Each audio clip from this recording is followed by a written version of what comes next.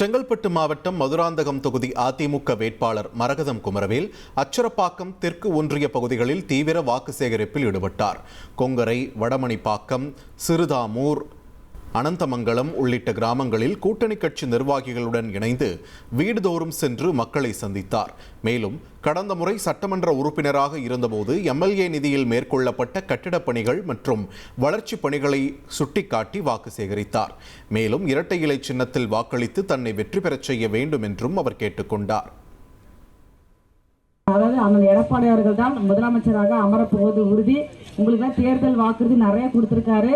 ஒவ்வொரு குடும்ப தலைவிக்கும் 10,000 போடுவதாக அறிவிச்சிருக்காரு.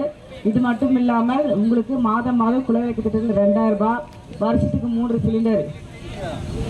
இது மட்டும் இல்லாமல் தாலிக்கு தங்கத்துடன் பட்டு வேஷ்டி, பட்டு புடவை கொடுப்பதாக அறிவிச்சிருக்காங்க. ஒரு வீட்டுக்கு ஃப்ரிட்ஜு, கல்வி கடன் தள்ளுபடி, விவசாய கடன் தள்ளுபடி, இளைஞர்களுக்கு வேலை வாய்ப்பு, இது நிறைய சொல்லிட்டே போலாம்.